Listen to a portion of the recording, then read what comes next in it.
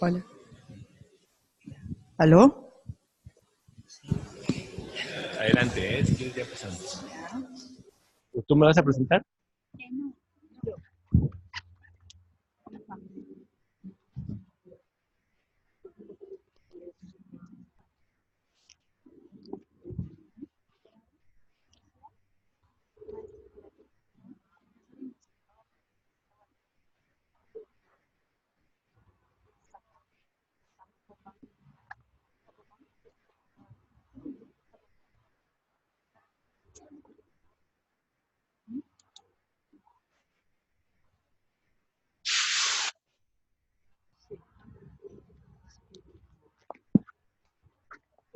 Buenas tardes con todos.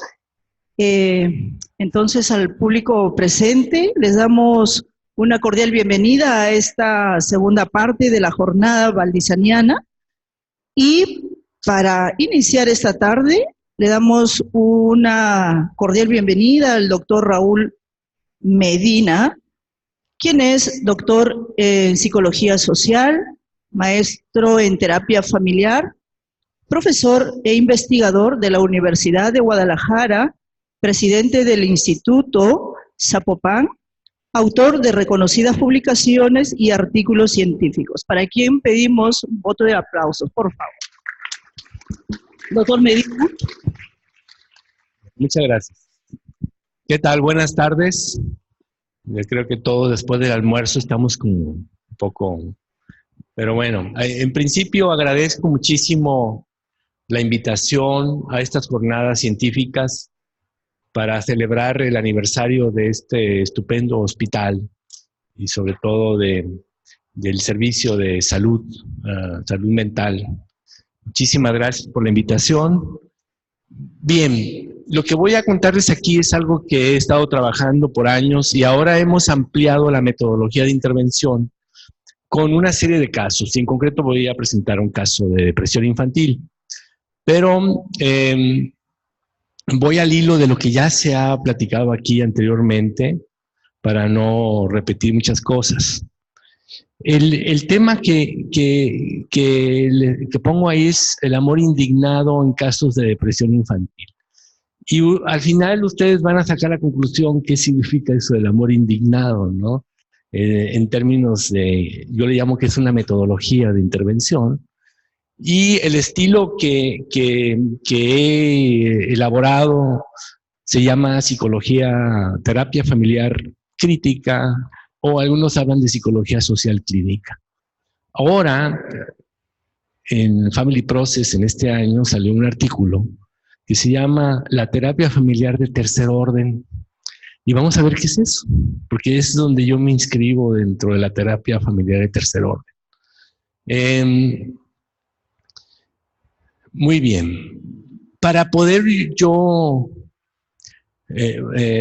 introducirlos con esta forma de hacer terapia, que no me considero un psicólogo clínico tradicional, sino un psicólogo social clínico, me voy a enfocar a un término que todo mundo conoce y que es propio de la psicología, que son las emociones.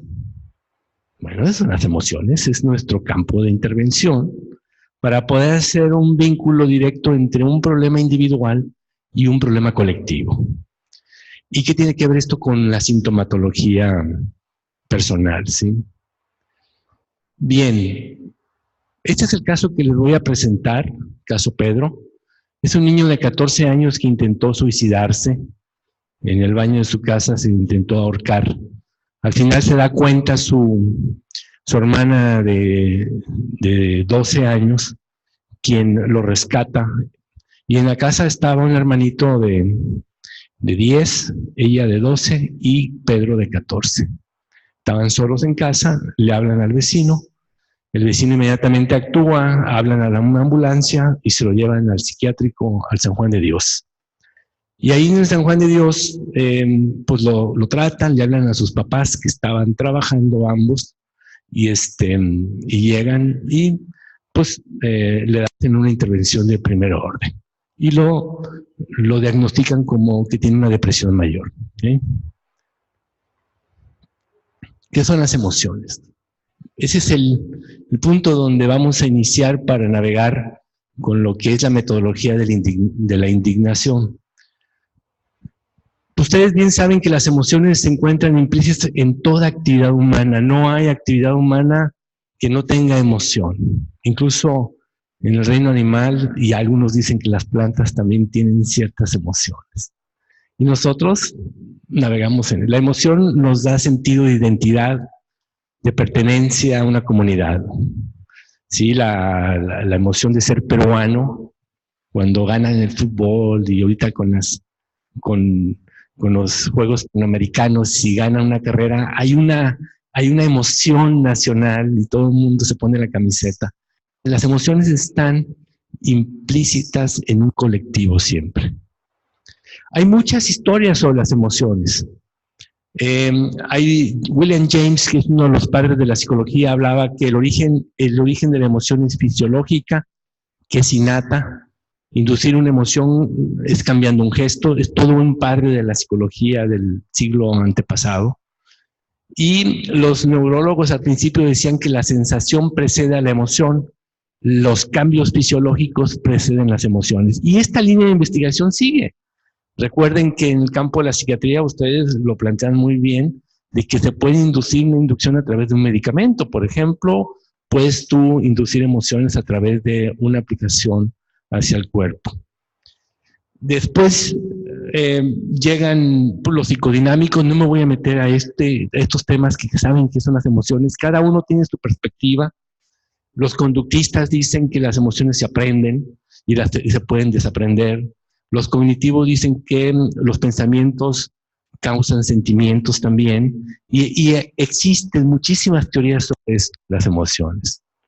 Los cognitivos de segundo orden, ahora sí, constructivistas como Mahoney, Corey, Arts, empiezan a hablar de que las emociones no son impulsos, sino que nosotros podemos ciertamente controlarlas, gestionarlas, y que no somos rehenes de las emociones.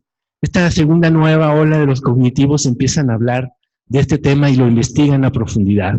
Nosotros no somos rehenes de las emociones, nosotros gestionamos las emociones. Y a partir de ahí se generan una serie de recursos. La emoción se convierte en un recurso importante para educar, para prevenir, para proponer, etc. Por ejemplo, en Inglaterra está la BBC. Y la BBC es todo un sistema de televisión y radio nacional. Todo el mundo que tiene una televisión allá paga un impuesto anual. Entonces, ese dinero se va a generar una serie de programas de intervención para prevenir. Y ellos generan varias telenovelas. Y en las telenovelas, hay una telenovela que dura más de 30 años. Y esta telenovela es en un pueblito en Inglaterra, el centro de Inglaterra, donde se dan una serie de dramas, como en todas las telenovelas familiares, comunitarias, etcétera.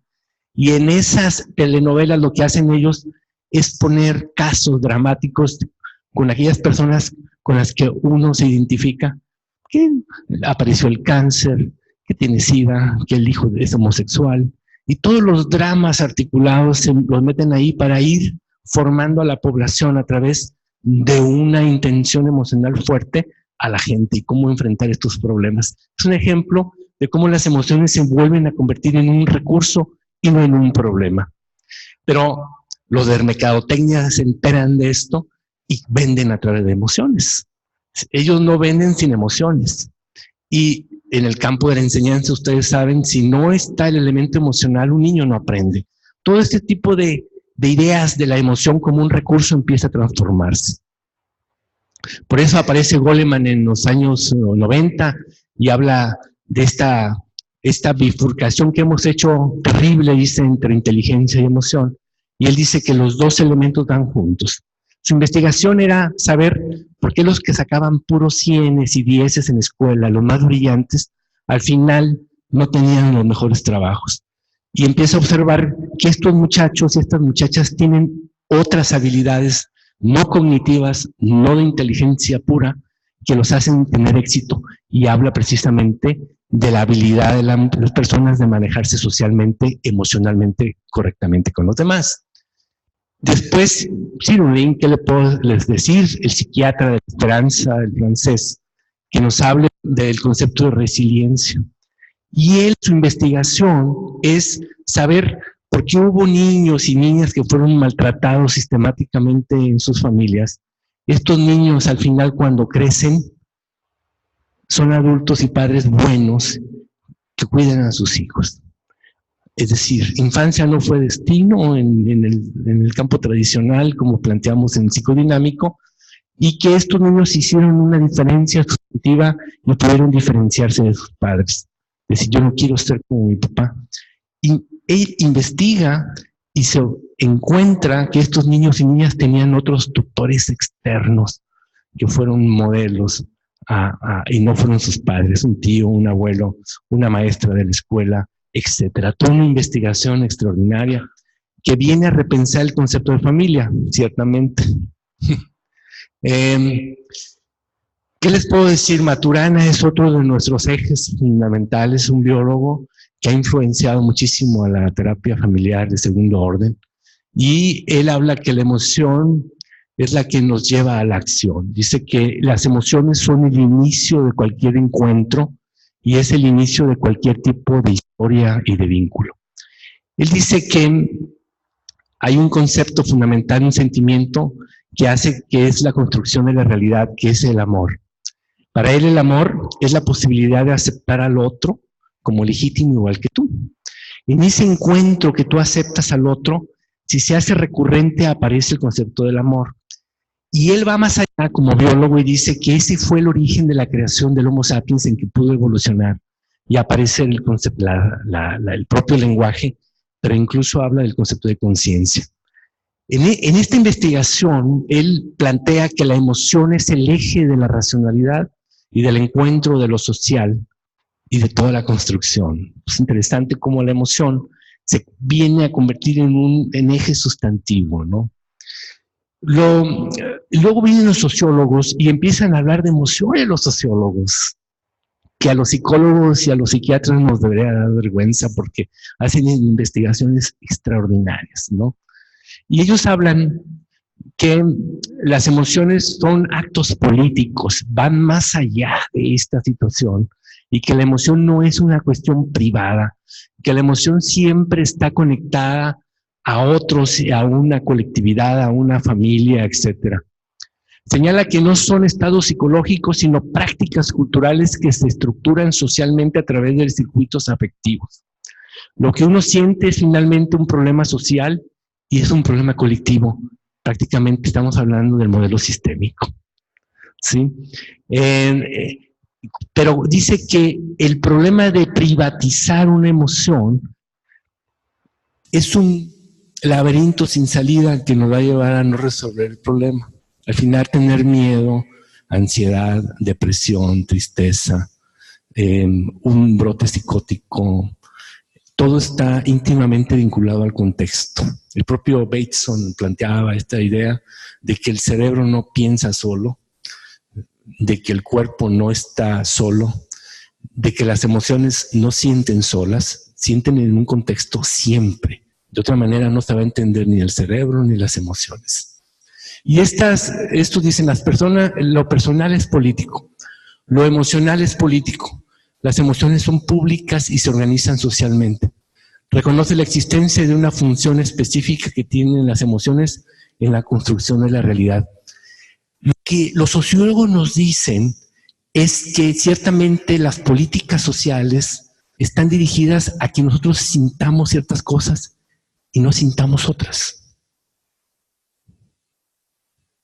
Las políticas sociales nos dicen, por ejemplo, en México, no sé aquí, por muchos años se reforzaba la idea de que la familia nuclear era la familia tradicional, era la familia buena. Y lo que no era familia, padre, madre, hijos, no era familia o era una familia que tenía problemas. Esas son políticas sociales que nos hacen ver y sentir que si hay una familia de madre soltera, por ejemplo, o si uno de nuestros hijos es homosexual, entonces ciertamente sentimos rechazo sobre esto. cómo las políticas sociales van dirigiendo no solamente las maneras de observar el mundo y de estigmatizar, sino de sentirlo en eso. Y es lo que los sociólogos nos empiezan a plantear. Y hay una cuestión de poder. Las emociones sean una política cultural eficaz y eficiente para mantener el orden y por ende la reproducción social. De hecho, la función social de emociones como la vergüenza, la culpa o el miedo es precisamente el conflicto, acallar cuerpos y finalmente privatizar problemas que se hacen para pasar por psíquicos, cuando en realidad son claramente sociales y culturales. Es un tipo de ocultamiento de la injusticia detrás de la emoción. ¿Esto qué tiene que ver con los síntomas psicológicos, con un niño que se quiere suicidar como Pedro, de 14 años? Tiene que ver con todo esto. Es un problema privado de la familia, del niño nomás. No es un problema comunitario. No es un problema de la política de bienestar social de este país. ¿Qué tiene que ver los servicios psicológicos que estamos planteando para enfrentar estos problemas? Ver, si queremos ser sistémicos, tendríamos que ampliar la mirada, no solamente en la familia. De otra manera, nosotros también nos podemos convertir en controladores. Nos podemos convertir en controladores e incluso hacer sentir a la familia que ellos son los que están mal. Y hay que tener mucho cuidado. En un contexto como Latinoamérica, aquí, en Perú, en México, en Colombia, etcétera, nuestro papel como psicoterapeutas, donde todavía hay una serie de problemas estructurales que tienen un vínculo directo con los síntomas, como la depresión de Pedro, que lo vamos a ver. ¿Cuál es nuestro papel como terapeutas? ¿Qué tendríamos que hacer en el marco de una terapia familiar para que nosotros podamos ser aliados de esta familia y poder resolver el problema? Este es un peruano, ¿no se lo conocen? Kuchinovich. Él habla de la pedagogía de la ternura. Su propuesta nace en un contexto de conflicto cotidiano, así lo dice él, de guerra, de inseguridad, de miedo, donde la violencia se ha generalizado y sobre todo normalizado. El amor debe de revertirse de ternura, de cercanía, de firmeza y de fidelidad si quiere expresar su fuerza política y su significación transformadora. Él empieza a hablar de que la emoción tiene un eje ético fundamental para poder reconstruir el tejido social. Nosotros como terapeutas no es ir a hacer una marcha. Nuestros terapeutas es restaurar el bienestar social de esta familia y claro que el síntoma tiene que desaparecer. Pero ¿qué tendríamos que hacer bajo esta metodología? Entonces, el amor como microexperiencia biográfica te hace sentir persona y se convierte en un recurso político. Él habla de que todos hemos sentido en un momento de nuestra vida ese amor por alguien y esa pequeña historia microbiográfica es un recurso nuestro para poder nosotros apoyarnos a construir pues un sistema, una comunidad, una familia distinta. Sin el componente amor, el desarrollo no es desarrollo, ya hablando de políticas públicas. Las políticas públicas que tratan de estigmatizar o de excluir a varios grupos son políticas públicas que al final no son amorosas. El amor se convierte en un recurso para la construcción de una política pública donde tienes que excluir a todos, a las minorías en el proceso de la política pública. Y lo que dicen ellos, Maturana y este autor peruano, que si no ponemos como eje sustantivo el amor, las políticas públicas van a fracasar. ¿Por qué? Porque recuerden que el amor es la posibilidad de aceptar al otro como legítimo igual que tú. Y después se convierte en una herramienta terapéutica sustantiva. Un terapeuta que no acepta a este violador, a este agresor que está ahí de su esposa, como una persona legítima igual que tú, no hay terapia, porque la persona ya no va a hablar. Y esa forma de ser emocionalmente terapéuticos o competitivos es fundamental para la terapia. En el momento en que el otro que está ahí se siente juzgado por ti, en el momento en que siente que tú lo rechazas, el proceso terapéutico no se da. Se fijan en lo micro como en lo macro. ¿Okay? Ya no me voy a meter en esto. Ahora me voy a meter por el tiempo, aunque acabo de negociar con Fabio, porque me gustó mucho el video que presentaste en la mañana, que voy a dar este caso ahorita, y mañana voy a dar una conferencia también sobre la formación, y les voy a pasar un video de una terapia con una niña que tiene ideación suicida y se corta para presentar cuál es la metodología, ¿ok? Voy a pasar una parte del video. ¿Cómo hay que hacer esto? ¿Cuál es el método que nosotros tendríamos que hacer en psicoterapia para poder entender que el malestar individual es un malestar colectivo? ¿Y cómo hay que trabajarse? Porque pues, decirlo así es muy bonito, pero hay que trabajarlo en el campo clínico. Tiene que ver el estilo de vida con las emociones, con la forma en que las familias se reconocen y se valoran mutuamente. Las nuevas formas de empleabilidad, es decir, el empleo, el trabajo está relacionado con el tiempo que se le dedica a la familia. El consumismo tendrá que ver con los nuevos estilos de nutrición relacional entre la pareja y los padres e hijos e hijas. Esto tendrá que ver con el surgimiento de una infancia y una adolescencia distinta, que hay que aclarar que la infancia y la adolescencia son construcciones, son inventos culturales. Esos van avanzando, son distintos nuestros hijos a los que fueron los niños en nuestros abuelos. No son estados biológicos, son construcciones culturales, 100%. Ahora la adolescencia se mide no por el famoso ciclo vital de que hasta los 18 años ya no es cierto. Es hasta los 30, 35 años. ¿Pero por qué sucede eso? ¿Cuáles son las condiciones sociales que no permiten que un joven se emancipe? No es tan sencillo. Vean cómo las cuestiones culturales impactan biológicamente, ¿sí? Bueno, resulta que hay un área que se llama sociología médica, extraordinaria, que lo que hace con los pacientes es investigar primero su forma y su estilo de vida. Antes de preguntar qué te duele, les preguntan cómo viven. Desde que se levantan hasta que se acuestan. Una pequeña investigación etnológica sobre su forma de vida, para poder nosotros contextualizar y observar a la familia sobre su malestar. Y sobre eso empezamos nosotros a diseñar un modelo de intervención. Lo que observas es que esta familia está articulada vinculada a una serie de situaciones estructurales, pero a una serie de situaciones de opcionales, de libertad. ¿Qué puedes cambiar? ¿Qué no puedes cambiar? ¿Cómo lo puedes enfrentar? ¿Y cómo no lo puedes enfrentar? Entonces, esto lo hicimos nosotros en una metodología de este análisis contextual. Y me voy ya directo al...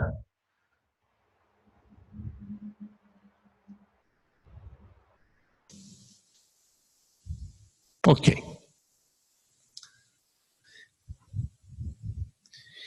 Para nosotros la primera sesión es muy importante. Y nosotros, antes de preguntar, tú decías que hay que primero por teléfono saber quién es la familia, etcétera, y ya después llegar, bueno, en la demanda, ¿no? Para nosotros el primer contacto con ellos es sustantivo para preguntar quiénes son. Nos vamos a presentar como personas, primero.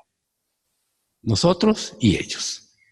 Vamos a preguntar quiénes son, dónde viven, cómo viven y cómo están organizados. Antes de preguntar sobre el motivo de consulta.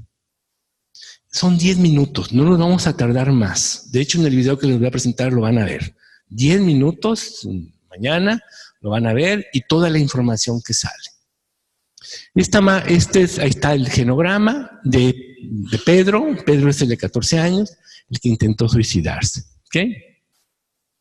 Esto es la madre, tiene escolaridad máxima de secundaria y trabaja para una empresa maquiladora. El padre tiene 46 años, estudió también solo la secundaria y trabaja como vigilante en un estacionamiento de una plaza comercial. Pedro, de 14 años, el paciente identificado, está actualmente estudiando la secundaria y la hermana y el hermano la primaria. Viven solamente ellos 5 después de la presentación para establecer el genograma familiar, edad, sin tocar el tema de motivo de consulta, nos preguntamos cómo viven ellos cotidianamente. Contestan así. La madre toma la palabra y describe lo que hacen todos los días. Se lo voy a explicar, como yo me imagino, como está, como yo me acuerdo. Entonces la madre dice, yo en la noche hago de comer, dejo la comida hecha y en la mañana me levanto temprano, muy temprano a las 6, levanto a todos. Desayunamos, mi esposo se va a trabajar, yo llevo a los niños a la escuela y yo me voy a trabajar. Okay, ahí está. Y los niños salen de la escuela a las 2 de la tarde y el papá llega hasta las 8 y la mamá a las 7 a la casa. ¿Okay? Sobre los ingresos, es que es muy importante saber cuánto ganan. Perciben ambos menos de $400 al mes. También habla sobre los derechos y servicios. No tienen no tienen antigüedad, no tienen prestaciones. Todo lo que se llama precariedad laboral no sé, en México pasa eso. Hay reformas laborales terribles que llevan a que la gente sobreviva y no tenga derechos. Este es un problema estructural de las políticas públicas. Los padres de Pedro tienen trabajos precarios. Una gran población en Latinoamérica se encuentra en estas condiciones laborales. Esto se intensificó más cuando hace 10 años el gobierno promovió y aprobó la reforma laboral, donde despojaba de los trabajadores de los derechos y garantías de salud, antigüedad y pensión. Fue una política neoliberal que precarizó el trabajo, cambiando la fisionomía y roles de miles de familias. Ambos padres tienen que trabajar para sobrevivir. Es por ello que una gran cantidad de niños y niñas están y se sienten solos. Uno de los sentimientos recurrentes es la depresión. Estoy hablando de un problema estructural. Levante la mano ambos padres trabajan, ¿quién trabaja ambos? ¿O nomás trabaja uno? Son muchos. Ahora levante la mano si tienen hijos. Ok. Estamos observando que hay una política pública que ha cambiado en las últimas 2 generaciones la estructura y los roles familiares. ¿Estamos? Y resulta que el que tiene familia cerca, al final, hablando de ciclo de vida, tus papás ahora se van a encargar de tus hijos. Si los tienes, a tus papás ahí a un lado. Entonces se trastoca todo el proceso del ciclo vital y un terapeuta tiene que entender estas condiciones a la hora de intervenir, porque si no, vamos a estar pidiéndoles cosas que no pueden. ¿Okay? Intervención. Ese es un tema que se trabajó en una sesión con los padres para analizar posibilidades de trabajo. Medio tiempo, cerca de casa, siempre connotando positivamente el gran esfuerzo que han hecho hasta ahora. Y es el trabajo psicológico también, el trabajo clínico es saber estrategias de cómo ellos pueden vivir mejor en el campo del trabajo. Y entonces te vuelves en cómplice, porque si no tienes redes se las tienes que dar, para que puedan buscar en otros lados estrategias. No es un problema psicológico solamente, es un problema de estrategia para vivir mejor y estar más cerca con tu familia. De las condiciones de vivienda, la señora señala que no es una casa propia, que hay en 2 cuartos, y en un cuarto duermen los 3 hijos, y en el otro cuarto la pareja. Un problema de hacinamiento. Y ya les dije todo eso, y también se intervino sobre eso. Seguimos preguntando quién va por los niños a la escuela, ¿no? Porque ellos llegan hasta en la noche. Y ellos salen a las 2 de la tarde. Pedro se espera por sus hermanos, se los lleva a la casa, 10 cuadras de ahí, cierra la puerta con llave, los mete a sus hermanos, les da de comer, pueden ver la tele y tiene que revisar que hagan la tarea. Parentalización, diría Minuchin, de Pedro cuidando a sus hermanitos. ¿Aquí suceden estas cosas? En México sucede mucho, sobre todo donde no hay redes de apoyo externa. ¿Ok? La madre afirma que Pedro se encarga de todo.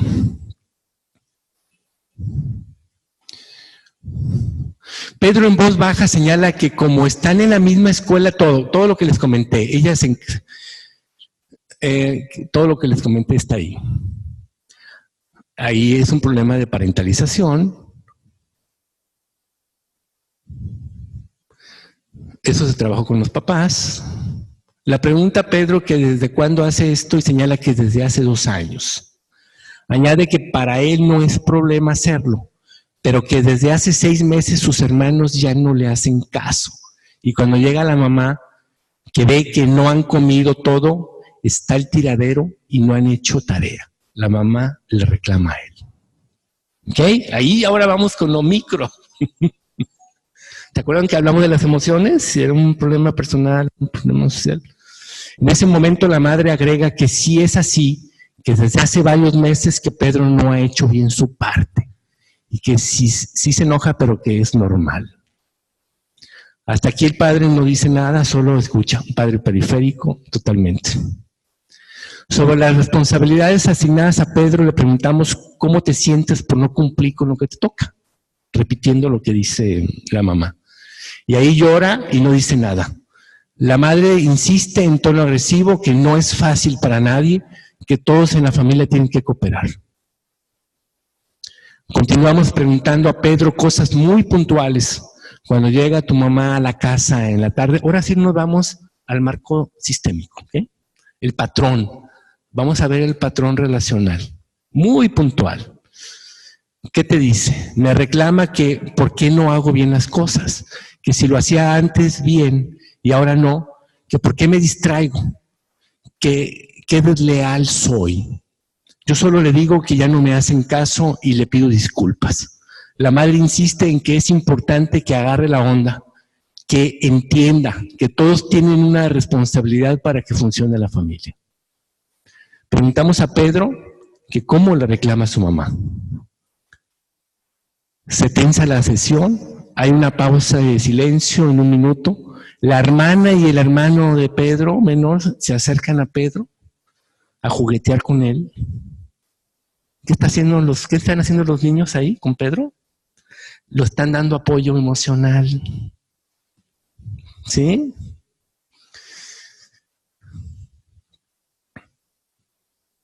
Pedro en ese apoyo emocional contesta, me regaña. Le preguntamos cómo y qué te dice. Me avienta hacia la pared y me dice, ¿qué me pasa, hijo de la chingada, pinche maricón? Solo no sabes hacer bien tu trabajo, eres un inútil. ¿Y en qué tono le insistimos? Así lo dice. Gritando, dice Pedro y llora. La madre se nota molesta y el padre callado. La hermana y el hermano siguen cerca de Pedro tocándolo. Hipótesis sistémica. Ese es el cuadro sistémico. Lo que dice Carmen Campo y Linares es que en la depresión mayor, primero voy a hablar de depresión distímica, que es un cuadro, y la mayor. La distímica es esta idea en que tenemos casi todos, que a veces no queremos levantarnos, y nos da flojera hacer las cosas, y no tenemos motivación en la vida a veces, pero no hay esa idea de quitarte la vida, ¿sí? Dice que este tipo de depresión está vinculado a un conflicto principalmente conyugal, donde metes al niño o a la niña en el problema por años, en este problema, y lo manipulas metiéndolo en el problema conyugal. Hay una división parental, pero en base a un problema conyugal. Y en ese sentido, hay una situación en que estos niños y estas niñas generan un vínculo directo con quien hacen el vínculo emocional en contra del tercero y no permiten que este niño y esta niña se desarrollen normalmente y se emancipe. De hecho, si es muy agresivo esta situación, si es simétrica, muchos de los las niñas, si son niñas, pueden huir. ¿Y cómo pueden huir estas niñas? Embarazándose. Para que entiendan el concepto del embarazo, no solamente es una cuestión de que si saben cómo no embarazarse o no, sino que hay una situación emocional donde los hace huirse porque no son vistos. Ahora, la depresión mayor, que es el tema que nos dice la hipótesis, que es un problema no conyugal, sino es un problema de carencia parental. Aparentemente no hay un problema conyugal, es una familia rígida, tradicional, cada quien con su rol, a pesar de que la madre ya trabaja también, el papá sigue siendo periférico y la mamá no solamente trabaja afuera, sino se dedica a sus hijos todavía en una doble jornada, dirían los británicos. ¿Cuál es el problema? El problema es que hay dos elementos, hay altas expectativas de los papás sobre el muchacho, en este caso Pedro, ¿sí? Una exigencia muy alta, y dicen que lo que le exigen está vinculado a cuestiones socializadoras, es decir, tu papel en esta familia es cuidar a tus hermanos. O en el campo de la gente más de clase media, lo podríamos decir de esta manera. Papás que después de que sus hijos salen de la escuela, los llevan a karate, y luego a natación, y luego a inglés, pero nunca hay acompañamiento. Son otros los que los cuidan, y ese es el problema. Dice, no hay hay un problema parental aquí de cuidado, de acompañamiento a los niños. Se los dejas a terceros porque lo más importante es que tengan éxito. Y si no cumplen, estos muchachos se le van encima, descalificándolos. Pero hay otro elemento importante que es la desconfirmación, que el niño y la niña les dicen, oye, mamá, yo quiero hacer esto, pero son más importantes las necesidades de los padres que la del muchacho. ¿Estamos? Ese es el cuadro del diagnóstico sistémico de Linares, donde estamos observando lo que pasa con Pedro. Una alta exigencia. Pedro le había dicho que pues sus hermanas no le hacen caso, como es normal, pero no es escuchado porque hay otra necesidad mayor que eclipsa a Pedro. Y precisamente lo desconfirman y lo descalifican porque lo maltratan sistemáticamente. Otra cosa de la depresión mayor es que son familias que no hablan sus problemas, no lo dicen, porque son familias que se presentan hacia afuera como familias perfectas. ¿Sí? Por eso el libro de Linares y Campos se llama La honorable fachada, de Stampay 2, familiar, y es todo un cuadro relacional. Bien, eso es lo que vimos en ese cuadro que está ahí. Y como yo les decía, se hizo una intervención. Bien, en una sesión solo con Pedro, observamos en el transcurso de la sesión que el vínculo más cercano de Pedro desde niño ha sido ¿quién? Su mamá. Vive un duelo simbólico, una pérdida afectiva con su madre, diría Bowlby. Recuerden que Bowlby es un extraordinario y él plantea muchos de los problemas de la depresión está vinculados a la pérdida de vínculos, a la pérdida. En este caso no necesariamente tiene que morir alguien para que tengas una pérdida. Puedes tener una pérdida simbólica porque quien tuviste el vínculo muy fuerte, al final te está descalificando. Y él, en una terapia con él solamente, queríamos preguntarle por qué quería quitarse la vida, porque él tenía que explicarnos qué estaba sucediendo con él. Pedro es leal a ella, a su mamá, sigue siendo leal a ella. Es por ello que no le reclamaba. Y expresa que ve a su mamá muy saturada. Y es cierto o no es cierto. ¿No es una mamá saturada? Trabaja fuera y luego se tiene que encargarse de que funcione la familia. Y él no pudo apoyarla, se siente decepcionado de sí mismo. Es por ello que prefirió huir, quitarse la vida. La pregunta que les hago aquí, ¿el intento de suicidio se podría interpretar como una muestra de amor a la madre? Él se echaba la culpa.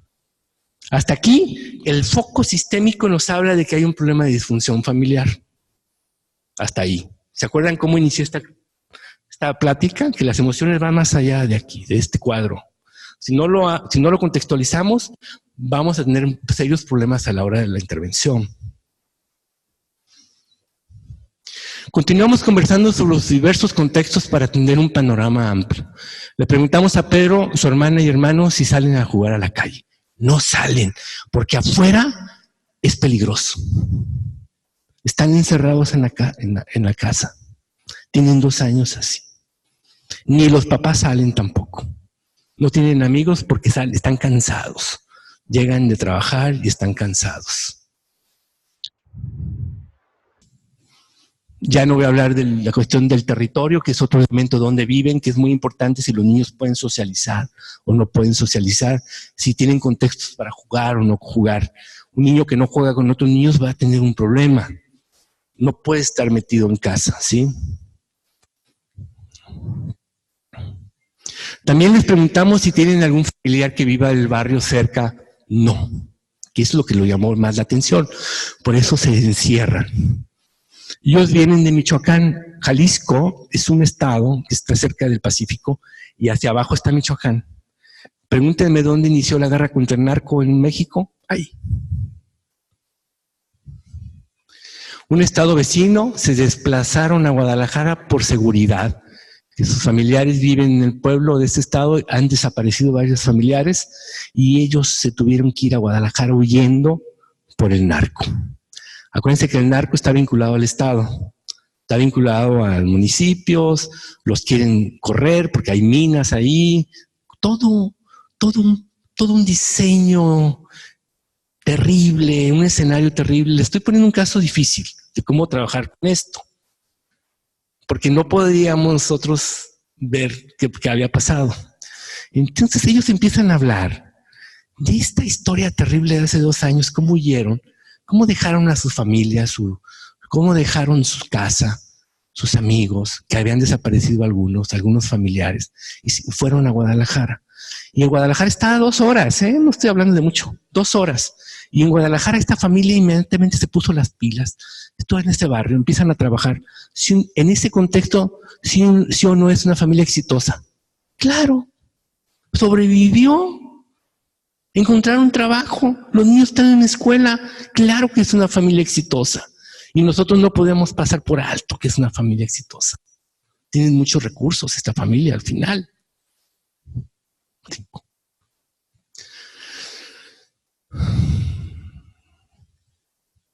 Esta es una de las miles de familias, miles. Este fue un tema que se revisó con toda la familia y por separado con los padres en otra sesión. Fue el tema más difícil a reconocer, ya que dentro de sus propios códigos no hablaban de ello, sino del presente y lo bien que lo estaban haciendo hasta ahora. Se abrió el tema y se vivió el duelo. Ahora sí, ¿había un duelo en la familia? Un duelo total de toda la familia.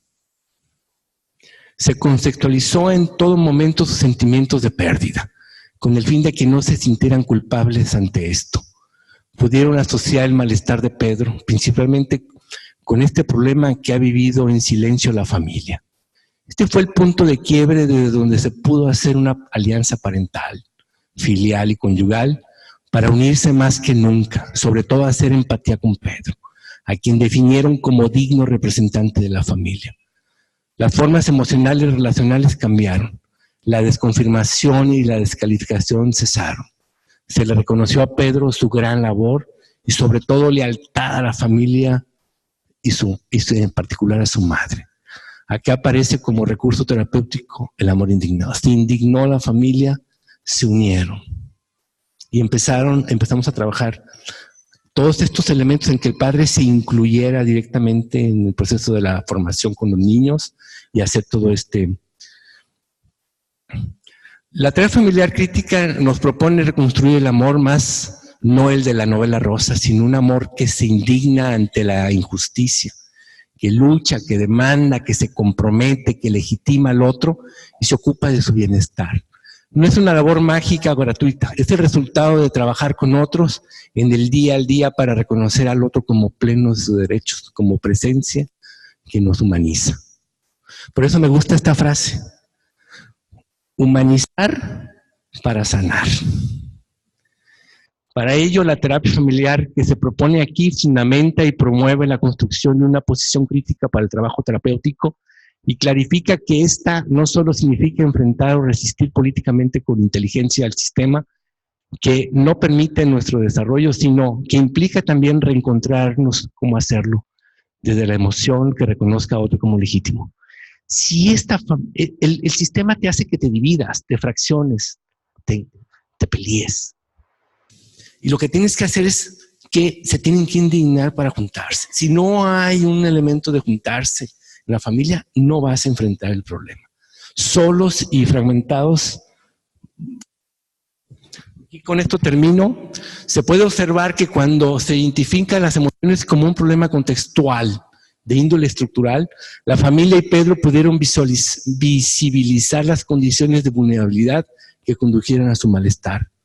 El trabajo metodológico mediante el análisis del estilo de vida fue reconocer los problemas de orden estructural para, en la medida de lo posible, enfrentarlos desde sus propios recursos, o en este caso, explorar nuevos escenarios donde tengan mayor poder de decisión. Desconstruyeron sus emociones de ser individuales y privadas a ser públicas, sociales y culturales.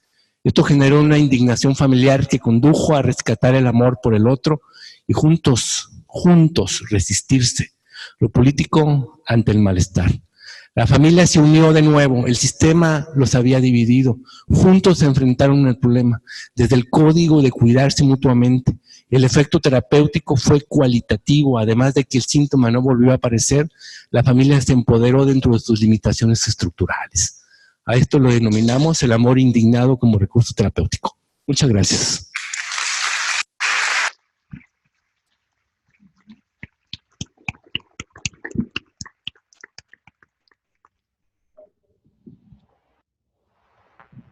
Gracias, doctor Medina, quien es nuestro invitado de honor en esta jornada.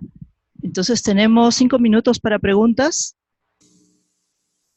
Recuerden que voy a continuar con este tema mañana y les voy a presentar un caso en vivo. Cómo se lleva esta entrevista y cómo se observan todas estas cosas y cómo intervienes, cómo cambia la familia en base al problema. ¿Sí? Entonces no queda aquí lo que se planteó, ¿sí? ¿Alguna duda? ¿Preguntas? ¿De repente algún comentario? ¿No? Bueno, muchas gracias. ¿Sí? Gracias. Aplausos para el doctor Medina. Sí.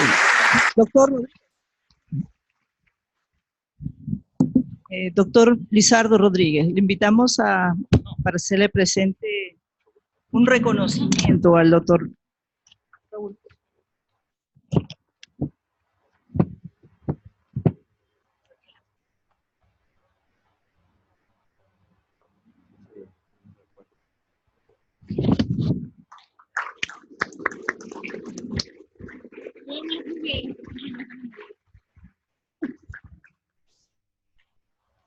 Bien, en la siguiente conferencia tenemos a nuestro invitado especial, también muy querido por nosotros, el doctor José Linín Anticona,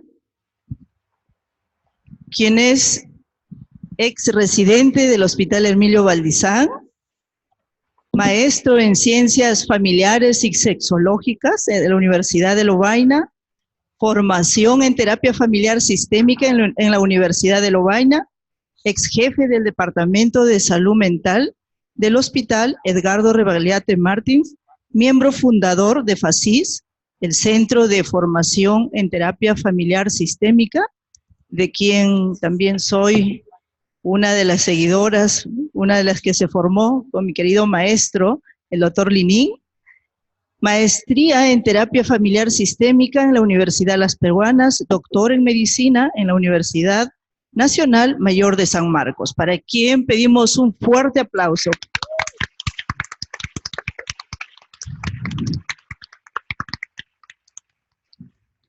Muchas gracias por la invitación a participar en este 40º aniversario del Servicio de Salud Mental Familiar.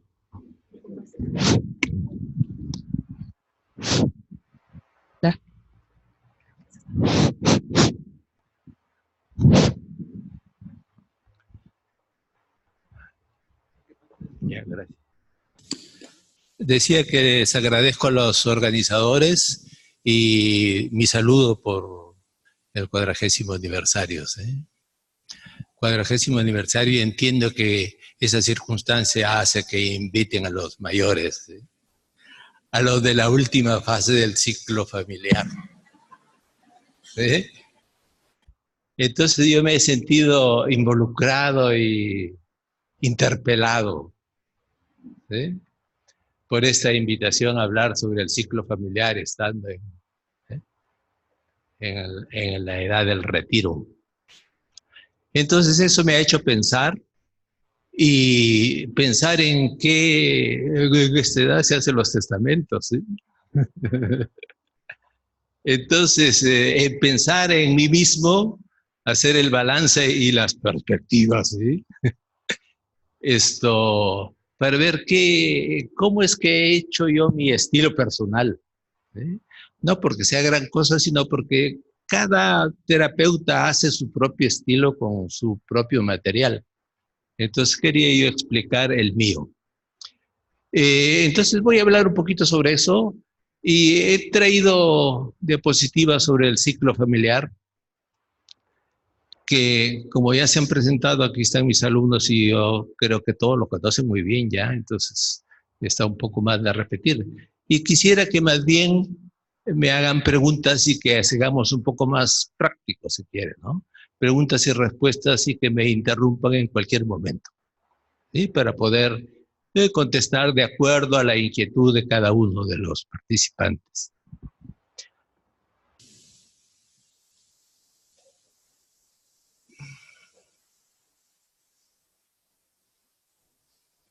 Estas son mis claves personales, si quieren, ¿no? Que es lo que, la idea que tengo yo mismo de mis intervenciones. En todas estas intervenciones es importante tener en cuenta el ciclo familiar. Por eso es que el ciclo familiar me ha llevado a esto, porque el ciclo familiar es una especie de plantilla que uno tiene para hacer un chequeo de la familia que tiene al frente, en qué fase está, y en esa fase suelen haber estos problemas, y esos problemas son los que hay que chequear y ver, y da una idea de plantear hipótesis. Y yo soy un médico que ha trabajado en institución mayormente. Mi trabajo privado ha sido siempre secundario, ¿sí? Entonces estoy acostumbrado a trabajar y recibir una familia o un paciente, y vuelva dentro de un mes, o 2, o 3, o 4. Entonces eso ha hecho que vea a cada familia o a cada paciente como que quizás no lo vuelva a ver, ¿sí? Entonces ha hecho que agudice mi sentido de diagnóstico y poder tratar de dar un disparo y dar en el bulbo, ¿sí? Como con medicina, cuando uno receta un montón de medicamentos para la fiebre, para el dolor, un montón, y uno de esos cura, quiere decir que uno no tiene buena puntería, ¿sí?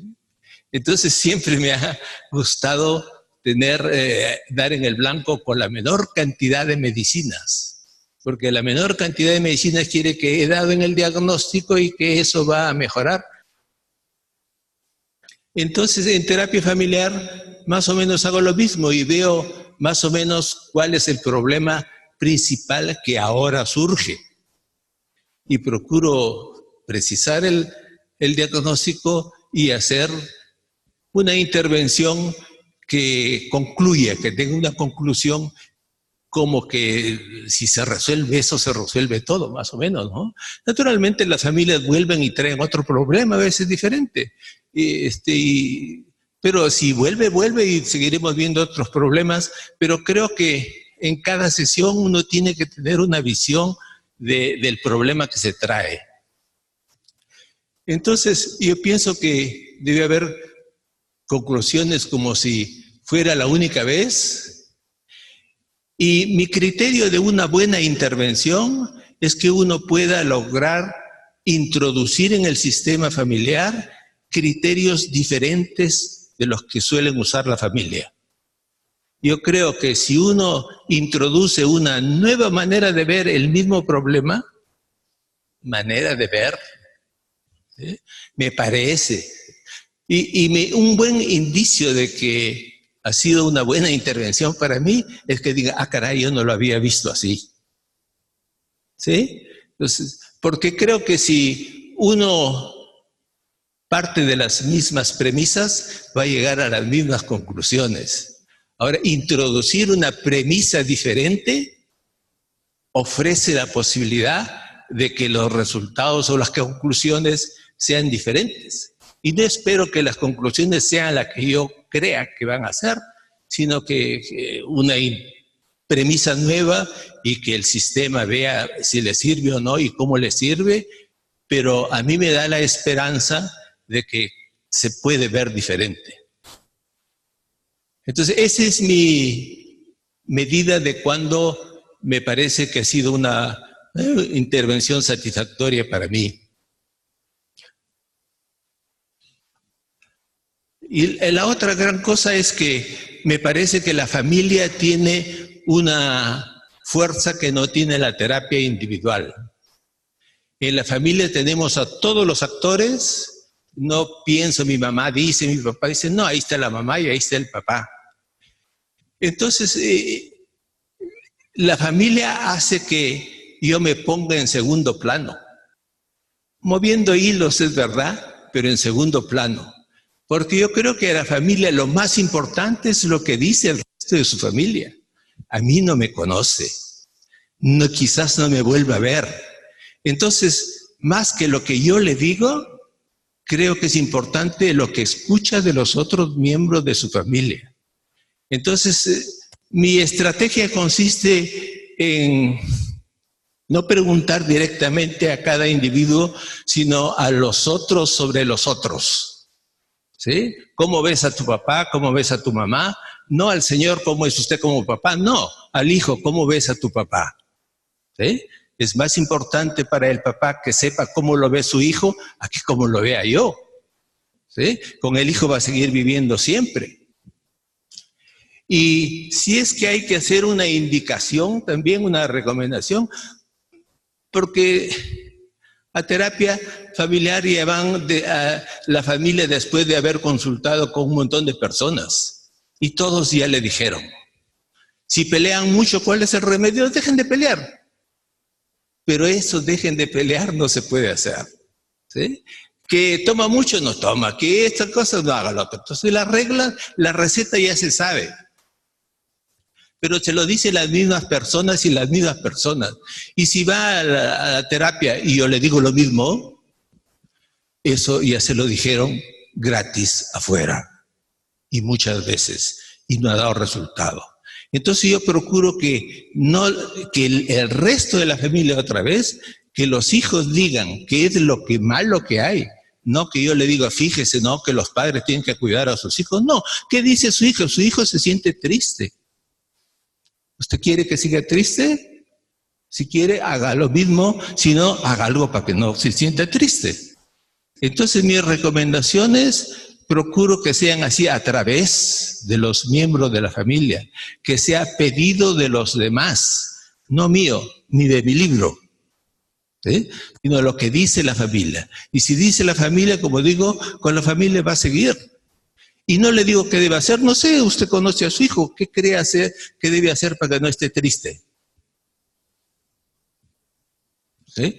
¿Qué se le ocurre? ¿Qué se le ocurren a los demás? ¿Sí? Y vemos, pues procuren ver y seguiremos viendo, ¿no? Entonces, esa es la fuerza que creo que tiene la terapia familiar, que no tiene la terapia individual. La terapia individual, el terapeuta se convierte en todopoderoso y el que da las indicaciones. Como médicos generales sabemos que el doctor sabe lo que dice y lo que el doctor pone en la receta, así tiene que tomar. ¿Sí? Aquí en terapia yo prefiero que la familia diga, no yo, porque yo lo digo del libro, ¿sí? O de mi tierra, es otra costumbre. Lo dice su hijo que se siente mal. ¿Usted no se ha sentido mal con eso? Yo tampoco, pero él sí. Y a él hay que hacerle caso, no a mí. ¿Sí? Entonces creo que esa es la gran fuerza que se tiene la familia, y yo nunca desperdicio la oportunidad en que viene un paciente con su familia. Pase toda la familia primero, ¿sí? Y grandes, chicos, aunque sea terapia de pareja, pasen todos. Si están todos, pasen todos, y hago que los que no van a participar después den su opinión y den su punto de vista, y después los invito a salir y me quedo con la pareja.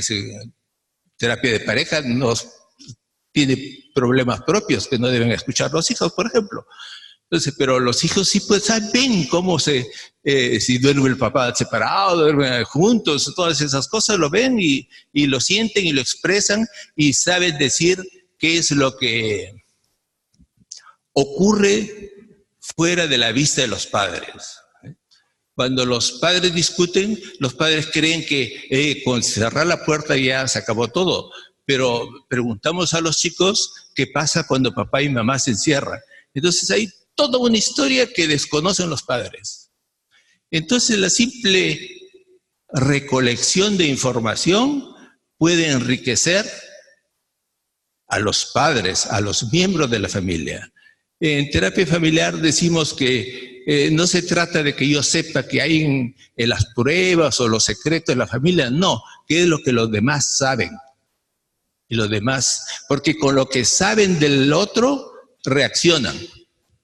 No sobre sus sentimientos, no de lo que hace. Es lo más importante.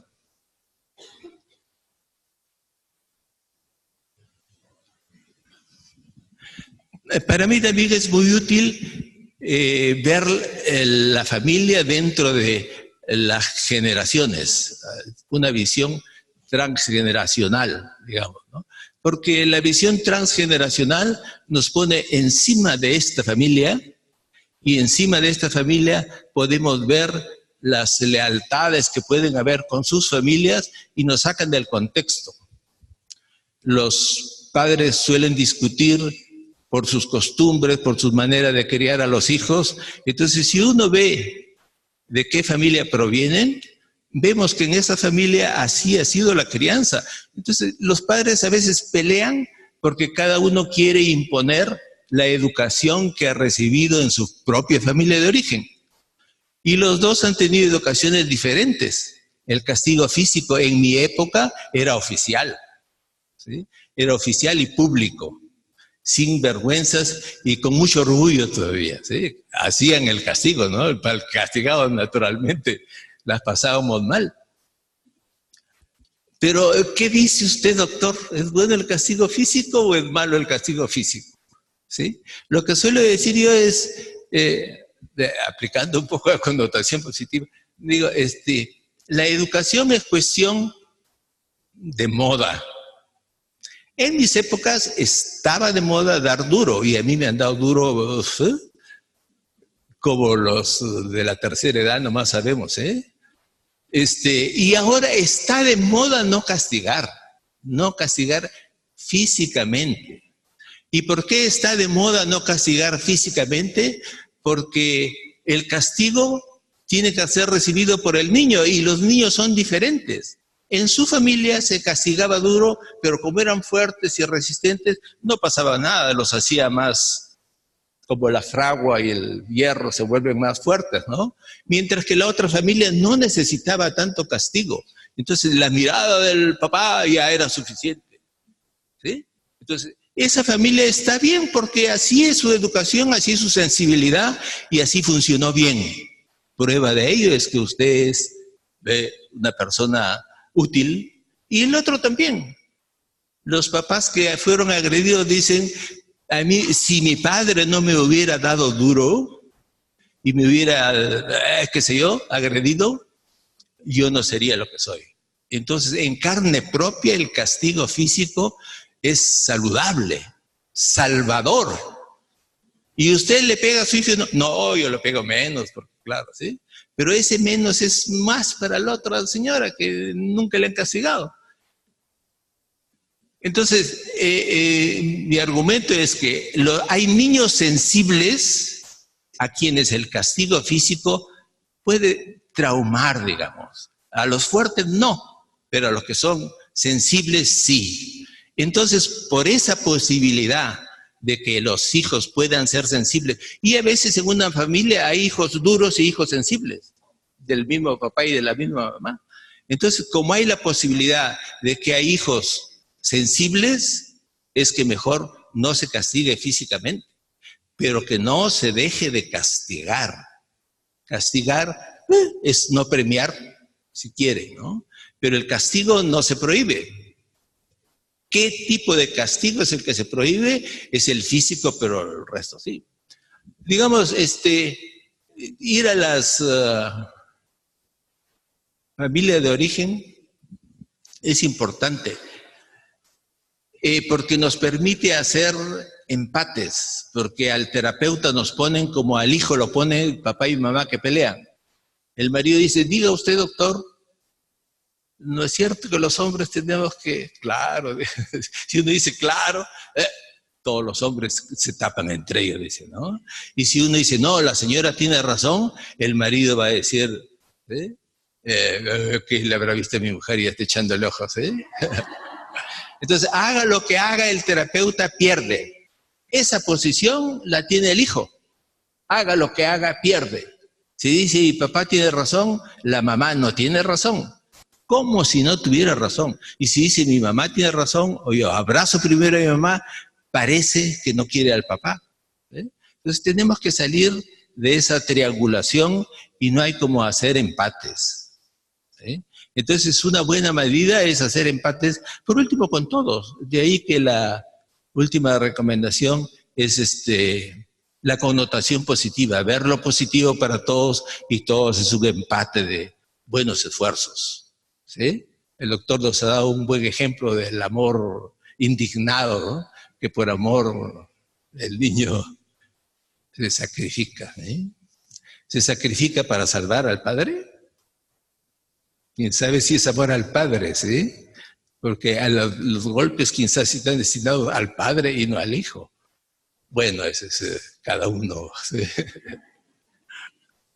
Esto es mi herencia, ¿no? ¿Sí? Es poco para que lo puedan llevar. ¿Hay preguntas? Diga.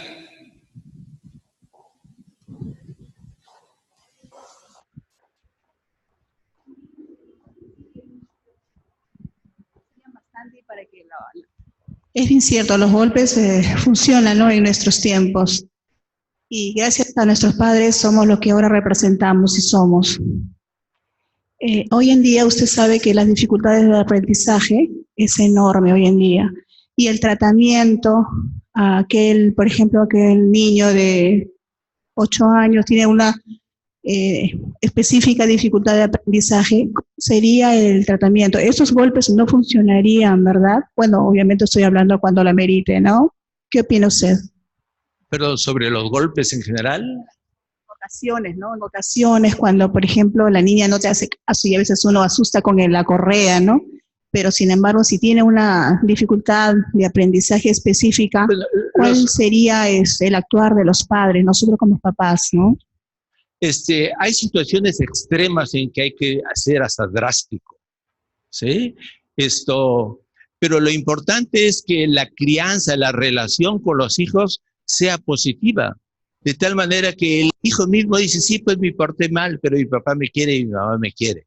Entonces, el castigo no malogra esa relación de padres e hijos, ¿sí? Está envuelto en un contexto. Una cosa es que esté envuelto en el contexto y otra cosa es que siempre este castigo es una prueba de que mi padre me desprecie, ¿sí? Esa conclusión no debe salir, ¿sí? Naturalmente hay siempre límites entre el castigo físico, etcétera, ¿no? Y siempre han habido esos límites, ¿eh? Pero ahora está de moda no castigar, y no castigar físicamente, ¿sí? Pero a veces se le va la mano a uno, pues se le va la mano, pero ¿sí?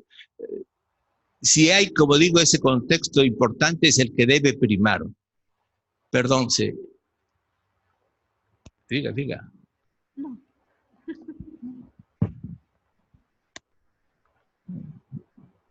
Quiere que me vaya rápido.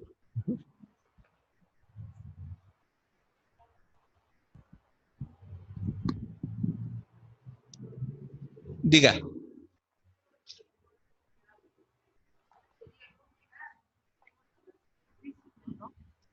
sino irlos educando a respetar los roles en la casa, las responsabilidades, para no llegar al extremo que ella dice de tener que castigarlos. Claro, hay que prevenir primero, ¿sí? Claro. Mejor llegar a un acuerdo, ¿sí? Pero hay casos extremos. Es decir, porque si no vamos a culpabilizar al que se le va la mano también, ¿sí? Y una cosa es que se le vaya la mano y otra cosa es que sea habitual, que dé duro, y que solo dé castigo nomás, ¿no?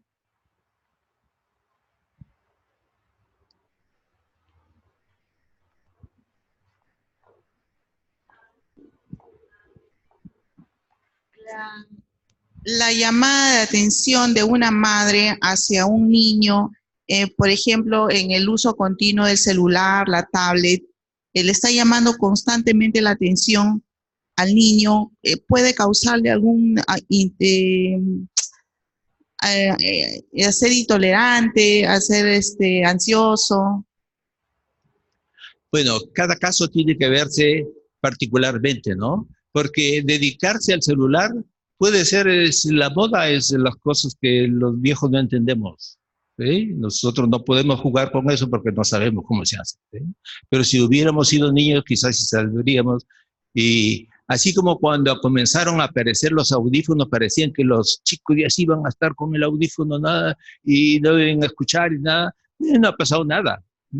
Entonces las generaciones se suelen acumular y suelen adecuarse y suelen resolver sus problemas.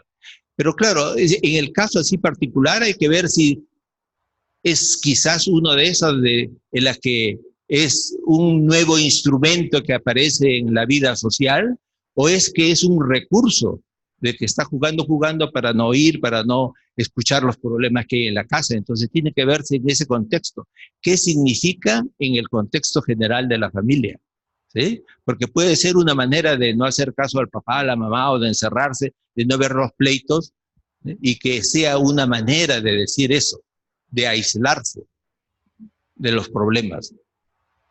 Okay, doctor. ¿Sí? Gracias.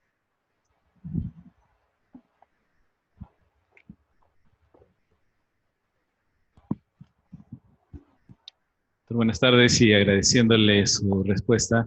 Una de las situaciones comunes en la terapia de crisis de ciclo vital, o mejor dicho, una dificultad para adaptarse al ciclo vital en las familias nuestras, son los padres ya adultos con hijos jóvenes que siguen viviendo con ellos, pero no solamente que vivan con ellos, sino que mantienen un tipo de relación como si fuesen hijos pequeños, en un contexto de nuestra sociedad en la cual los hijos se independizan yéndose al segundo pito, o si son muy avesados a la vuelta de la casa, ¿no? Donde hay esa necesidad de estar juntos culturalmente, ¿no? Y son en los casos en los cuales hay dificultades, en los cuales preguntándoles a ellos reflexionan, se dan cuenta que ya son adultos, que tienen la capacidad de poder tomar sus decisiones. Sin embargo, como hemos visto, el contexto es tan importante como la crisis que en ese momento se podría dar, ¿no? En la experiencia que usted tiene, de algunos casos que haya visto, ¿qué intervenciones es la que ha visto que tienen mayor impacto, una invitación al cambio, ¿no? Sí, nuestras familias, creo que el doctor mexicano también habló de que nuestros adolescentes, la adolescencia nuestra dura hasta los 35 años más o menos, ¿sí? Y viven aquí en el cuartito de arriba, el cuartito de servicio, y se hace una mezcolanza, ¿sí? Esto, según el ciclo familiar, cada ciclo tiene sus propias reglas y sus propias necesidades. En estos casos son dos familias, el hijo que ya es independiente y los padres que están viviendo junto con un hijo independiente, ¿sí? Entonces, lo que debe mantenerse es que las reglas estén claras y que se cumpla lo que debe cumplirse en cada ciclo, de que el padre con hijos adultos ya no es el padre que tiene hijos pequeños. Entonces, el padre con hijos adultos tiene que hablar de adulto a adulto, ¿sí? Y debe de saber que su poder, su capacidad de decisión ya dejó de ser, de tener injerencia en la nueva familia. ¿sí? O sea, el hijo tiene derecho a tener su propia familia y sus propias reglas. Y los padres tienen que dejar de ser autoridad de órgano ejecutivo a ser órgano consultor, de apoyo. ¿Sí? O sea, los padres están para llevar a los chicos a la escuela, traerlos, cuidarlos, lo que los padres digan. Sobre todo las nueras, ¿sí? Porque la nuera es la que no nos cae bien, ¿no? O el yerno, ¿sí? El nuevo, ¿sí? Pero ellos son los que deben decidir. Entonces se puede llegar a una convivencia si es que los abuelos aceptan su rol de apoyo, de ayuda. Si quieren mandar como cuando los niños están pequeños, están fuera del ciclo vital. ¿Sí? Entonces van a haber problemas naturalmente. Y hay familias en que se llevan muy bien. ¿Sí? Las nueras o los yernos que al fin tienen una familia, por ejemplo, ¿no? Entonces adoptan como padres a los dos padres, ¿no? O los suegros que saben mantener su rol de suegro de apoyo y que ayudan y son naturalmente, hombre y mujer tienen que trabajar ahora y no hay mejor que dejarlo con los abuelos. Si es que los abuelos siguen las reglas que los padres han decidido, ¿no? Para no tener enfrentamiento. No sé si... Sí, doctora. A cierta edad, ¿no? ¿Perdón? Como decía el doctor, sí. Que ya son mayores y tienen que vivir independientes. Mi pregunta es, ¿y cómo repercute luego el abandono de la tercera edad? Porque si todos los hijos llegan a cierta edad y se tienen que independizar, casarse, irse fuera del hogar, ¿cómo queda luego el adulto mayor? ¿No? Yo Tiene creo que ir al asilo, según... No, pero el asilo... ¿Qué el asilo, que yo he recorrido muchos asilos, desde el más pobre hasta el más millonario, y asilo es asilo, ¿ah? Nuestro seguro social son los hijos. No, pero ¿sí? Lo que usted ha planteado, por ejemplo, un poco para aclarar lo que decía el otro doctor, es de que si el adulto mayor cumple realmente su rol, no necesariamente los hijos tienen que irse de la casa. Así es, ¿no? tiene que tener los roles fijos viviendo juntos. Claro, porque ¿sí? luego aparece el conflicto del abandono desde la tercera edad. Digamos, si una familia tiene un inquilino, son inquilinos, pues. Una familia inquilina incluso, en el pisito de arriba puede alquilarlo, ¿no? A una familia. Sí, y con esa familia no se mete. Y igual puede ser, su hijo pues está ahí de inquilino. ¿Sí? Entonces, si mantiene esas reglas de lejito nomás, y claro, más familiaridad porque se conocen, pero así ellos deciden y uno si quiere ayuda, si quiere no. Y naturalmente, los viejos vamos a necesitar de la nuera, ¿sí? Y la nuera que ha tenido un buen suegro lo atiende bien, ¿sí? Papá. Y se acepta porque es parte casi del rol social de atender a los suegros, porque tengo a mi suegra delicada y tengo que atenderla, pues es mi suegra, dice, ¿no? O es mi suegro, entonces se acepta con todo lo que significa eso de peso, pero se acepta socialmente. Claro, cuando hay el vínculo. Más si ha sido una buena suegra o un buen suegro, ¿sí? Entonces hay que cuidar bien a las nueras y a los yernos. Prepararnos, ¿sí? Para la tercera edad.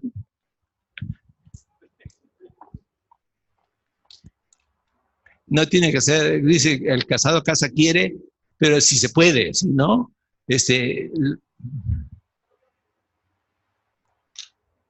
Doctor, buenas tardes.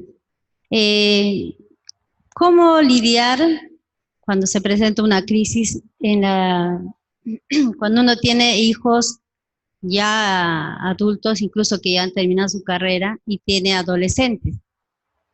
Entonces, ¿tiene nietos adolescentes? No. Dentro de nuestros hijos la diferencia de edad, claro, es de 10 años, por ejemplo, ¿no? La mayor tiene 22, sí, por decir, y el segundo tiene 13 años. ¿Cómo lidiar con ellos, a pesar que nuestra hija no, la mayor ya tiene su profesión, pero vive en casa y rompe las reglas, ¿no? Uno quiere educar al hijo como a ellos, ¿no? Que se levante a tal hora, que todo tiene un horario. Entonces, ¿qué hacer en ese aspecto, no? Cuando hay una crisis, ¿no? Porque la mayor quiere dormir hasta la hora que quiere, se levanta a desayunar a las 10 y nosotros ya hemos desayunado a las 8, por decir, ¿no? ¿Cómo lidiar en esa crisis? Hay que preparar 2 desayunos. Fíjese, si usted tuviera una inquilina de la edad de su hija, una inquilina que se mantiene y paga todo, ¿sí? Y paga su pensión naturalmente, ¿sí? ¿Qué haría con ella? Que haga lo que quiera, ¿no? Sí, si es que ella se mantiene sola, entonces tómela como una inquilina. Si es que, y como inquilina tiene deberes y obligaciones, botar su basura, cocinarse, hacer todas las cosas. Tú haces todo, tú eres mi inquilina, págame también, ¿sí? Para el agua, para lo que fuera. Pagas y tienes todos los derechos de una inquilina. Porque usted puede alquilar su casa, un cuarto para un estudiante, qué sé yo, joven, profesional, joven, ¿no? Entonces, tómelo como inquilina y que sea inquilina, deja de ser su hija, es una inquilina. No es que deja de ser su hija, ¿no? Es decir, deja de tener responsabilidades de hija. Y tú que tienes menos años, cuando seas grande y tengas así, te alquilo el otro cuarto y haces lo mismo. ¿Sí? Entonces, ahora eres mi hija y yo te mantengo, tienes que hacer lo que yo digo, tienes que comer lo que yo cocino, ¿sí? Te guste o no, o cocina tú, pues, ¿sí? Sí. Entonces, pasa a otra categoría. Entonces, eso es lo que, la función, el rol es diferente, porque claro, con un hijo uno no lo puede ver como inquilino, sí, pero está funcionando como inquilina. Ella tiene atributos, se atribuye, yo hago lo que quiero porque yo soy grande y pago y cosas, entonces ya pues como inquilina. Y se evita usted, y con los chicos cuando trabajen también alquilo el otro cuarto. Es decir, para que un sistema funcione bien, las reglas deben estar claras. Y si no hay reglas, hay que hacerlas, pues. ¿Sí?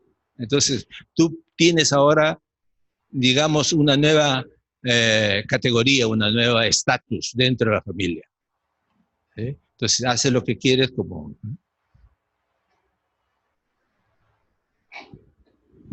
¿Alguna otra pregunta? Sí.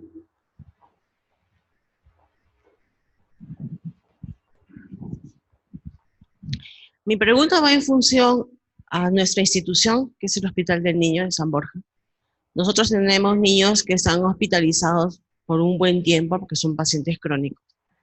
Y lo que hemos percibido es que, como son referidos a nivel nacional, hay una separación del papá y la mamá. ¿Cómo se debería de enfrentar o qué estrategia se podría tener para que muchas veces el padre o madre abandona a la familia, abandona al niño y a la madre, ¿no? En ese caso. ¿Cómo podría ser esta intervención o qué se debería hacer? ¿Qué recomendaciones podría usted indicarnos? El doctor Núñez habló en la mañana, ¿no? Y ha dado también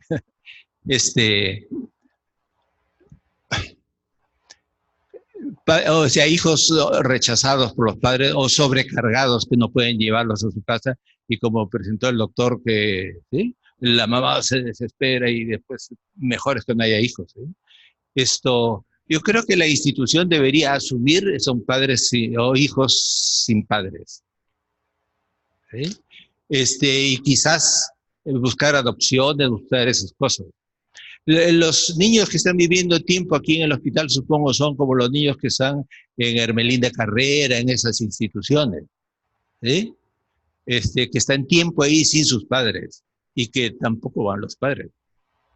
¿Qué hacer mientras? Eso es importante, porque van a estar ahí 2, 3 años. Quizás ahí hay que procurar que el personal sea como una mamá, como una figura fija de protección y que sea carismática y que pueda verlos como familiares, si quieres, ¿no? Porque a los hijos hay que quererlos como a hijos, a los niños hay que quererlos como a hijos. Y solo hay una manera de querer a los hijos, apachurrándolos y queriéndolos, y mimándolos, ¿no? Entonces deberían tener un clima así, que no sea muy móvil, porque un día viene uno de la mañana, uno de la tarde otro, de la tarde otro, y de diferentes caracteres, y lo mandan ahí por castigo a veces, ¿sí? Entonces el castigo paga el pato del niño. ¿Sí? Entonces debe ser persona adecuada que pueda servir de modelo mientras. Como los internados. Los internados, tan tiempo también los chicos en el colegio sin sus padres, pero deben tener figuras que sustituyen a los padres y que puedan servir de identificación y que sean como padres, pues realmente, o madres, si es que los hospitales son las técnicas, ¿no? Deben escogerse y que sea así, que sea con carácter de mamá, porque tiene que ser carácter de, porque hijos ajenos no se quiere así nomás, que no tengan esa movilidad de personas y de diferentes caracteres y adaptarse a uno a otro es marea.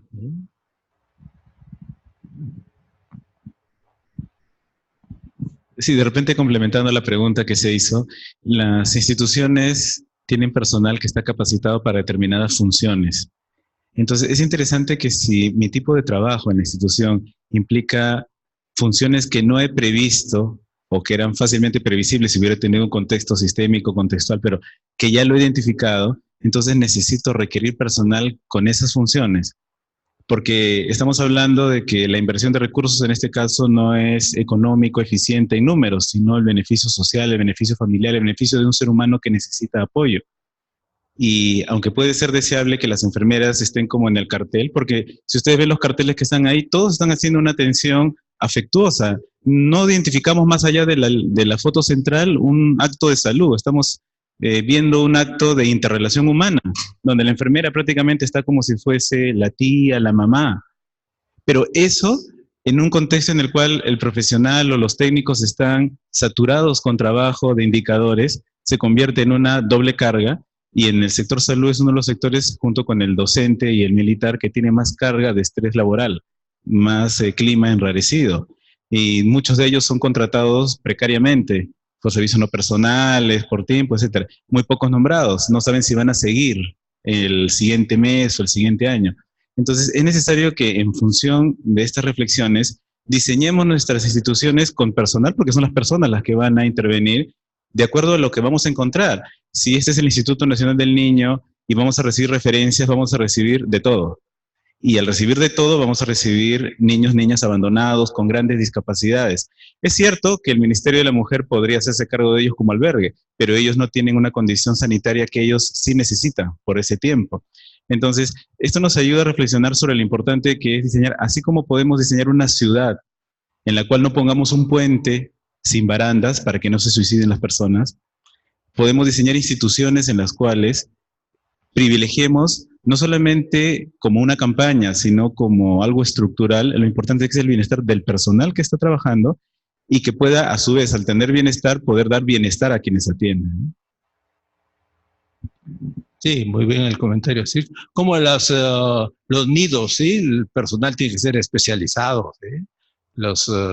Llevan a los niños pequeñitos, tiene que ser. ¿Sí?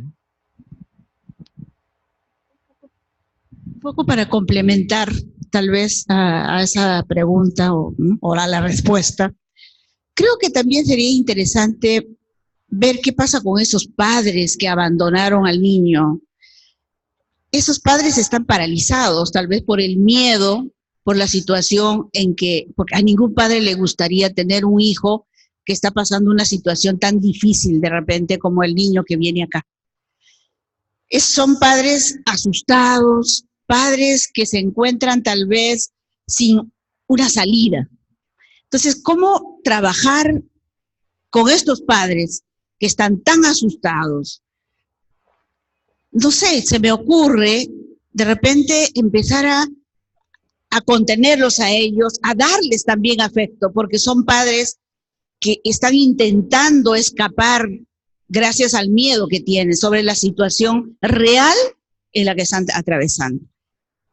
A lo mejor esos padres necesitan también ayuda, ¿no? Y trabajar en esos dos niveles, creo.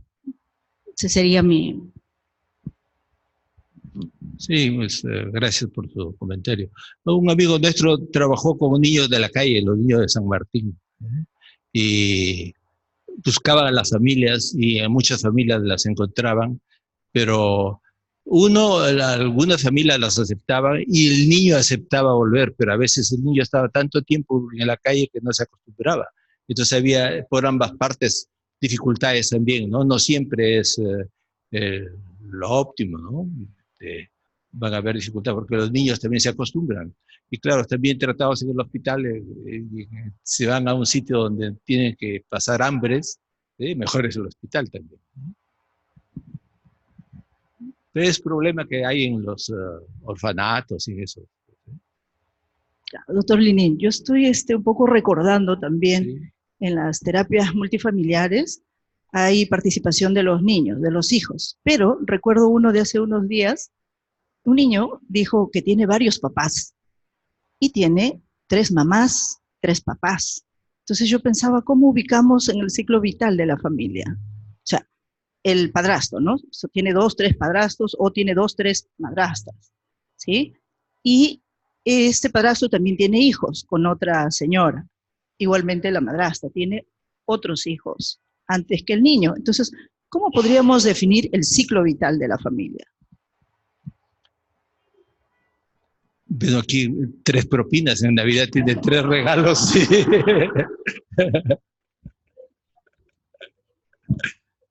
Si el niño puede decir tengo 3 papás, quiere decir que se lleva bien. Y bien está lo que bien acaba. ¿Sí? Si se lleva bien con todos los papás y todos los papás se comportan decentemente, ¿no? No hay por qué preocuparse. Me parece, ¿no? Naturalmente no es igual tener 3 papás a no tener ninguno. ¿Sí? Entonces siempre van a haber diferencias. Y claro, los chiquitos le dicen, no, ese no es tu papá, ese es tu mamá, y todos esos problemas van a haber. Pero si el clima general es de aceptación y de llevarse bien, de respeto entre padrastros y hijastros y todo lo demás, ¿sí? No hay pleitos, entonces los hippies programaban eso, ¿no? Debo vivir todos son hijos de todos, ¿no? Creo que el respeto es fundamental, ¿sí? El desprecio es lo que daña, ¿sí? Y el castigo físico es porque se puede entenderse como desprecio, ¿sí? Pero ¿cómo se...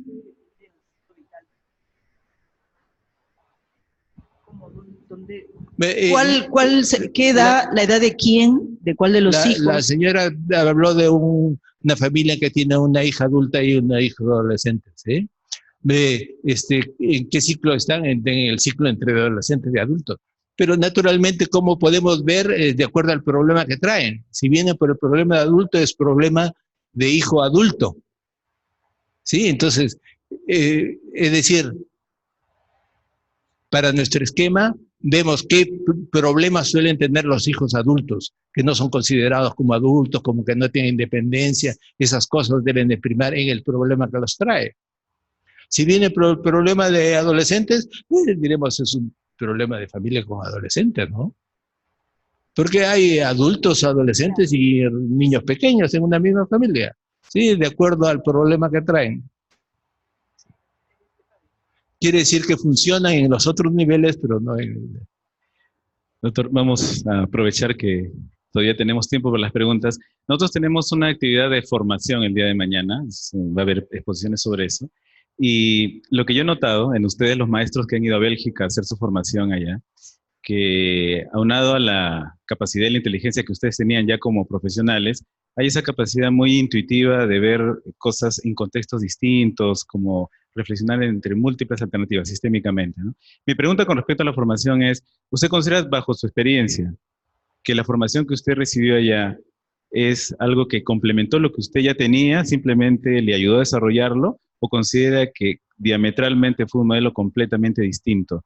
Porque los estilos inclusive, aunque con sus variantes entre ustedes, los que han ido a Bélgica, son bastante esclarecedores, bastante brillantes, por decirlo de alguna manera, ¿no? Entonces, con respecto a su formación, si pudiera comentar algo de lo que vivió en Bélgica, pero con este matiz, ¿de qué tanto o desarrolló o cambió algunas características que usted tenía previamente? Bueno, para mí la visión sistémica fue un deslumbre, ¿ah? Un deslumbre. Yo había visto familias así, como ve todo médico general, ¿no? O todo psiquiatra general. Pero ver así uno en función del otro, recuerdo que yo tuve casi un ataque de risa cuando vi que este problema podría estar por allá y no acá. Fue sí, se puede ver así, sí, pero me dio tanta risa, ¿no? O sea, fue tan sorpresivo que me hizo reír de gusto, no sé, una cosa, ¿sí? Sí, y para mí me sirvió mucho. Yo tenía dificultad con los grupos, entrevistar grupos, y ahora ¿qué hago? ¿Sí? Y me ha servido mucho para salir del apuro del grupo, si se quiere, ¿sí? Entonces, por lo menos, creo que enseña a cómo salir del problema del grupo. Se mejora o no, es otro asunto, ¿sí? Pero nos pone en jaque un grupo. En todo caso, a mí yo sentía que ciertas dificultades para manejar el grupo. Y creo que nuestro entrenamiento de médicos es así con el individuo, y de psiquiatras también con el individuo, y procuramos hacer la receta, la buena receta para ese individuo y tal como. Entonces, ver que el problema de repente es por allá y por allá está sacando ventaja de esto, eso sí, para mí fue un deslumbre en realidad. Y eso es lo que he resumido yo. Eso es lo que quisiera que las familias vean como deslumbre, una manera diferente. Claro, se ve diferente, ¿no? ¿Sí? Entonces, eso me parece a mí muy esclarecer, y es mi ganancia, si quiere, ¿sí? De ver así, ver el grupo y poder, sí, manejarlo un poco y ver cosas que no ve el grupo, pues. Y aprovechar mi manera de ver. En mi tierra las cosas no son así, son así, así, así, así. ¿Qué le parece? ¿Sí? No sé si. Entonces, vamos a agradecer al doctor Linin. Muchas gracias a todos ustedes. Fuerte aplauso.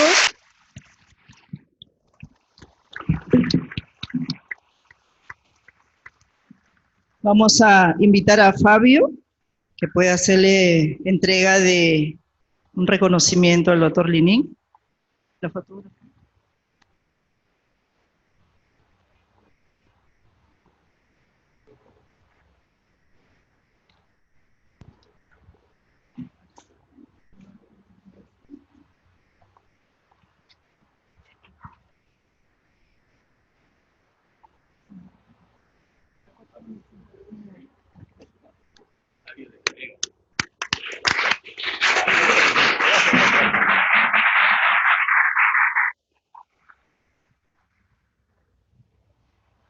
Enseguida vamos a tener un receso, como ya es hora del break, entonces nos estamos reuniendo nuevamente a las 4:30. ¿Sí? 5:30, perdón. No, 5. 5, de emoción. Actividad de este primer día de nuestras jornadas científicas por el 58º aniversario del Hospital Emilio Valdizán y 40º del Departamento de Salud Mental en Familia. Nuestros invitados internacionales presentes, el doctor Raúl Medina, la doctora Ignacia Pérez, también van a tener un complemento de una invitada internacional, que es la doctora Karin Schlanger. Ella es la directora del Brief Therapy Center, el MRI de Palo Alto, California, quienes por razones de actividades y de viajes no pudo estar presente en nuestra jornada, pero se comprometió a brindarnos una teleconferencia sobre la formación de los terapeutas familiares. La doctora Schlanger estuvo muy motivada para poder hacerlo en vivo y en directo. Sin embargo, en estos momentos está volando a Barcelona y ha dejado grabada su videoconferencia. Por eso es que en la misma grabación ella va a mencionar ello. Y también hace una invitación cordial para que si alguna pregunta se tuviera de la videoconferencia, teniendo a su pupila Ignacia aquí, ella puede también dar algunos alcances sobre lo que es el modelo de intervención en Palo Alto, en California. Por lo tanto, con la venia de los organizadores y ya estando presentes todos ustedes, vamos a dar paso a esta videoconferencia internacional, la formación de terapeutas familiares a cargo de la directora del Brief Therapy Center, el Medical Research Institute de Palo Alto, California, la doctora Karin Schlanger.